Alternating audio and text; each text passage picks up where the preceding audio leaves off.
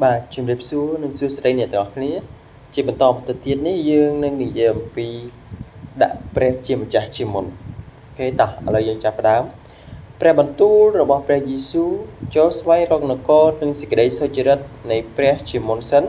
ទើបគ្រប់របស់ទាំងនោះនឹងបានប្រទានដល់អ្នករាល់គ្នាថែមទៀតផងម៉ាថាយ 6:33 គឺសម្រាប់គ្រីស្ទបរិស័ទទាំងអស់គ្នាដែលមានរួមទាំងអ្នកដឹកនាំគោលការណ៍នៅពីក្រោយការប្រឹក្សារបស់សាវកប៉ុលទៅកាន់កូនតាក់ទងទៅនឹងការមើលថែឪពុកម្ដាយដែលមានវ័យចំណាស់នោះត្រូវឲ្យកូនចៅនោះរៀនឲ្យចេះគោរពប្រតិបត្តិដល់ផ្ទះខ្លួនជាដើមក៏តាក់ទងទៅនឹងឪពុកម្ដាយផងដែរនៅពេលដែលអ្នកដឹកនាំអនុវត្តគោលជំនឿគ្រីស្ទបរិស័ទនៅក្នុងផ្ទះរបស់ខ្លួនការនេះនាំឲ្យមានទំនុកចិត្តក្នុងការដឹកនាំនិងពន្ធកិច្ចរបស់ពួកគាត់យើងលើកទឹកចិត្តឲ្យសមាជិកគ្រួសាររបស់យើងមានការបដិញ្ញាចិត្តទាំងស្រុងចំពោះព្រះជាម្ចាស់ហើយអស់អ្នកដែលយើងកំពុងតែធ្វើការជាមួយនឹងឃើញអំពីចំណុចនេះដូចជាអ្នកដឹកនាំដ៏ល្អក្នុងការថ្លែងសន្ទរកថាដ៏ល្បីរបស់លោកយូស្វេទៅកាន់សាសអ៊ីស្រាអែលគាត់បានលើកទឹកចិត្តឲ្យរាជរបស់ព្រះអង្គមានការបដិញ្ញាចិត្តទាំងស្រុងចំពោះព្រះជាម្ចាស់ដូច្នេះឥឡូវនេះពួកគាត់ក៏ចូលកោតខ្លាចដល់ព្រះយេហូវ៉ាហើយគោរពប្រតិបត្តិដល់ទ្រង់ដោយចិត្តស្មោះត្រង់ហើយពិតប្រាកដចុះចូលលះចោលអស់ទាំងព្រះដែលពួកអាយុកោឯងបានគោរពប្រតិបត្តិនៅខាងនាយទន្លេហើយនៅស្រុកអេស៊ីបនោះចេញត្រូវឲ្យឯងរាល់គ្នាគោរពប្រតិបត្តិដល់ព្រះយេហូវ៉ាវិញគាត់បានអមការបបួលគ្នានោះជាមួយនឹងការបដិញ្ញាចិត្តរបស់គាត់ផ្ទាល់ក្នុងការធ្វើដូចគ្នាជាមួយនឹងគ្រួសាររបស់គាត់ដែរតែអញនិងពួកគ្រូអញយើងទាំងអស់គ្នានឹងគោរពប្រតិបត្តិដល់ព្រះយេហូវ៉ាតែមួយប៉ុណ្ណោះទោះជាយ៉ាងណាក៏ដោយក៏អ្នកដឹកនាំនៅតែងាយធ្លាក់ចូលក្នុងសេចក្តីល្បួងទាក់ទងនឹងការសម្រេចចិត្តសម្រាប់គ្រួសារដែលទទួលឥទ្ធិពលពីស្តង់ដារលោកីហើយ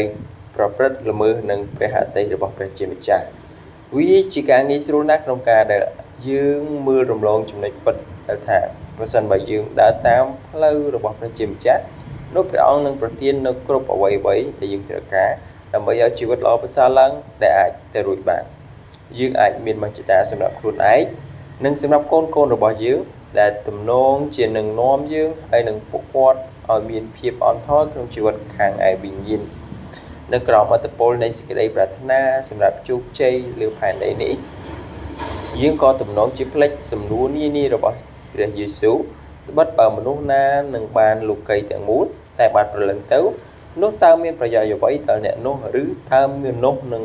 យកអ្វីទៅដូរឲ្យបានព្រលឹងខ្លួនវិញយើងមិនអាចសន្មតថាអ្នកដឹកនាំនិងប្រតិបត្តិតាមជំនឿគ្រីស្ទបរិស័ទជាស្វ័យប្រវត្តិជាមួយនឹងគ្រួសាររបស់ពួកគាត់បានឡើយសូមអនុញ្ញាតឲ្យខ្ញុំលើកឡើងនៅឧទាហរណ៍មួយចំនួនដែលលើកឡើងនៅចំណុចលំបាកមួយចំនួនដែលអ្នកដឹកនាំប្រឈមជាមួយនៅពេលដែលកូនប្រុសកំពុងរៀនដើម្បីត្រៀមប្រឡងហើយត្រូវការណែនាំពិសេសខ្លះនោះឪពុកម្ដាយមិនសូវជាខ្វល់ក្នុងការឲ្យគាត់ទៅរៀនគួរបន្ថែមដែលជាន់គ្នានឹងម៉ោងថ្វាយបង្គំនៅថ្ងៃអាទិត្យជាថ្ងៃនៃព្រះជាម្ចាស់ពួកគាត់ក៏ទំនងជាឲ្យកូនប្រុសខ្លួនឈប់ចូលរួមក្រុមយុវជននៅឯព្រះវិហារពីព្រោះគាត់ត្រូវការរៀនប្រកបណាស់នៅពេលដែលការប្រឡងកាន់តែគៀកកូនប្រុសនោះទំនងជាត្រូវអាខានការជួបជុំជាមួយក្រុមយុវជនហើយអាចនៅបន្តទៅចូលរួមកម្មវិធីថ្វាយបង្គំថ្ងៃអាទិត្យប៉ុន្តែការមិនយកចិត្តទុកដាក់ចំពោះការប្រកបគ្នាដែលមានតម្រូវការយ៉ាងខ្លាំងនេះពេលខ្លះកើតឡើងយូរមុនពេលប្រឡងទៀតផង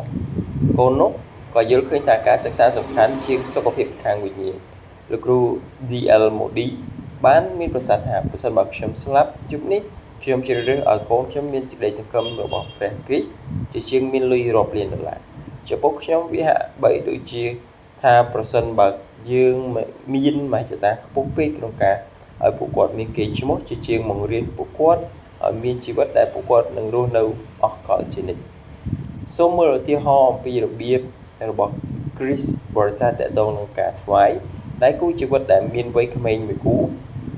cũng mong tại riêng trong tình tiết bố quát bạn sẽ dòm lùi ở chỉ trả chi năm là mấy thứ cả nó bố quát có bạn rất khơi tiết để chỉ bảo vệ tiết để bố quát trong bán với chip tiết là bọc lùi bố quát có bán cái đàn này chụp luôn tức lưới để bố quát đầu bằng lại và cộng cháy để bố quát nâng trâu cháy đảm bảo tình tiết nó bố quát có khơi tha miên tại một số bài muối để bố quát ai nâng miên smart hiệp bằng lại cả cộng cháy cứ bố quát trâu cắt bằng thói cá thoái từ cảnh còn cáiរបស់ព្រះជាម្ចាស់នឹងជួយអ្នកក្រីក្រការនេះតកតងនឹងការដាក់តង្វាយរបស់ពួកគាត់ដែលកាលពីមុនពួកគាត់ធ្លាប់រាប់ថាជាការបញ្ញាចិត្តដែលមិនអាចចរចាបានមានក្មេងពីផ្ទះអ្នកក្រីក្រដែលពួកគាត់បានសម្រេចចិត្តជួយឧបត្ថម្ភការរៀនសូត្រដោយជួយចេញថ្លៃយ៉ាងក្រាស់ជាប្រចាំខែតើពួកគាត់នឹងលះបង់ចោលផ្ទះដែលដោយក្តីស្រមៃមួយនេះដោយបន្តនៅឧបត្ថម្ភទៀតដែរឬទេដោយការថ្វាយជាផ្នែកមួយនៃការចំណាយដល់ជាមូលដ្ឋានមួយរបស់គ្រីស្ទបរិស័ទដែលមិនអាចចរចាបាននោះដៃគូជីវិតនេះក៏បានសម្រេចចិត្តបោះបង់ចោលនៅអ្វីដែលមើលទៅហាក់ដូចជាឱកាសដ៏ល្អមានម៉ោងកម្មវិធីទូទៅមួយចំនួនដែលពេញទៅដោយការរីករាយដែលគេចាក់ក្នុងអំឡុងពេលម៉ោងកូននៅផ្ទះដែលអាចជាពេលដ៏ល្អសម្រាប់គ្រួសារម៉ោងកម្មវិធីទូរទស្សន៍ដែលចាប់អារម្មណ៍ខ្លាំងជាងគេបំផុតក៏អាចជាមាននៅក្នុងអំឡុងម៉ោងគ្រួសារដ៏សំខាន់បំផុតផងដែរវាជារឿងល្អក្នុងការដែលសមាជិកគ្រួសារមើលកម្មវិធីទូរទស្សន៍ល្អខ្ញុំតចូលចិត្តមានឱកាសមើលការទាត់បាល់ឬក៏រឿងស៊ើបអង្កេតប៉ុន្តែវាជារឿងដ៏សំខាន់ណាស់ដែលគ្រួសារត្រូវតែទទួលស្គាល់ថាការមើលកម្មវិធីទូរទស្សន៍ណាដែលពួកគាត់ចូលចិត្តគឺជារឿងសំខាន់ទី2វាមិនត្រូវបង្ខាំងនៅពេលវេលានៃការអធិដ្ឋានជាគ្រួសារឬក៏សកម្មភាពណាផ្សេងទៀតដែលសំខាន់ហើយមានដូចជាការជួបជុំគ្នានៅព្រះវិហារឬក៏ការជួបជុំក្រុមតូចដែលគ្រួសារជាសមាជិកនៅក្នុងក្រុមនោះឪពុកម្ដាយទំនងជាត្រូវផ្អាកការមើលការប្រកួតដ៏សំខាន់ណាមួយដែលគេកំពុងតែចាក់លើទូរទស្សន៍ដោយសារពួកគាត់ត្រូវទៅលេងបុគ្គលដែលមានតម្រូវការម្នាក់នៅឯប្រទេសពេទ្យពេលខ្លះក៏អាចមានអ្នកមកលេងផ្ទះខណៈដែលពួកគាត់កំពុងតែមើលដល់ពាក់កណ្ដាលទីនៅខ្សែភាពយន្តដែលពួកគាត់ចូលចិត្តមើលដែរឪពុកម្ដាយក៏សម្រេចចិត្តបិទទូរទស្សន៍ចោលនៅពេលដែលកូនឃើញអំពីការដែលឪពុកម្ដាយលះបង់ដូច្នោះពួកគាត់នឹងឃើញថាមានអ្វីខ្លះសំខាន់នៅក្នុងផ្ទះរបស់ខ្លួនប្រសិនបើយើងភ្លេចថាពន្ធកិច្ចរបស់ព្រះគ្រីស្ទបានបំផ្លាញរបាំងមនុស្សនោះយើងអាចបដិសេធសេចក្តីបង្រៀនតាមព្រះគម្ពីរដ៏អស្ចារ្យទាក់ទងនឹងភាពស្មើគ្នាដោយរារាំងកូនយើងមិនឲ្យមានមិត្តភាពជាមួយនឹងអស់អ្នកដែលយើងរាប់ថាមានឋានៈទាបជាងយើងលោកគ្រូ Modi បានប្រាប់អំពីរឿងដ៏គួរឲ្យសោកស្ដាយមួយដែលស្ត្រីម្នាក់បានប្រាប់គាត់អំពីកូនប្រុសដែលមើលគុតរបស់គាត់កូននោះមានចំណែកក្នុងពន្ធកិច្ចផ្សាយដំណឹងល្អជាមួយនឹងក្រុម Young Men Christian Association ហើយនឹងចេញចែកខិត្តប័ណ្ណតាមផ្លូវ